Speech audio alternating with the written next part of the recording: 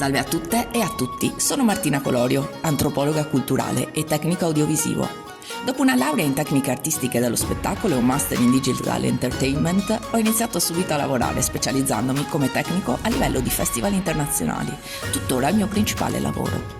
Dentro di me però coava, oltre la passione per l'arte e l'immagine, l'amore per l'antropologia, che mi ha portato a una seconda laurea in antropologia culturale ed etnologia nel 2011. Mi sono specializzata in tradizioni popolari, concentrandomi sulla ritualità e i temi collegati ai non luoghi, come gli spazi sacri e le fasi di passaggio della vita.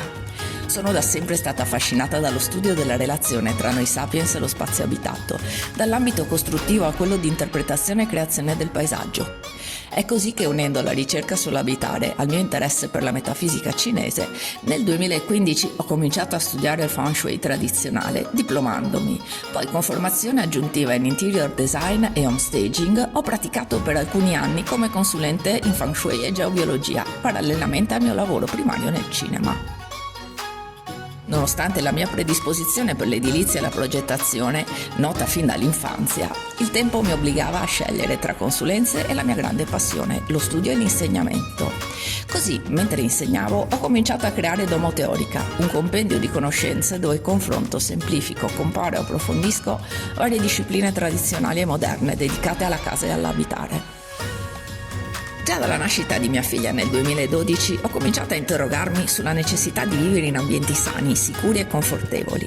Avendo la fortuna di vivere tra la laguna di Venezia e le Dolomiti, ho compreso come un approccio ecologico all'abitare sia fondamentale per il nostro benessere. Unendo Feng Shui, neuroarchitettura, geobiologia, psicologia della percezione e soprattutto antropologia, ho iniziato a fare divulgazione per far decadere tanti errori grossolani tramandati in Occidente e cercare conferme scientifiche per il maggior numero possibile di conoscenze tradizionali.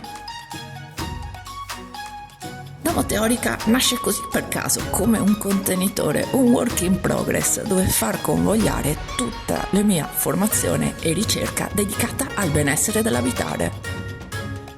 Oggi dedico il mio tempo libero a questo progetto, finalizzato a comprendere i nostri costrutti culturali, per poter ricercare bellezza, benessere e gioia in una relazione ecologica sana con i nostri spazi, al di là delle mode e delle abitudini disfunzionali della vita urbana.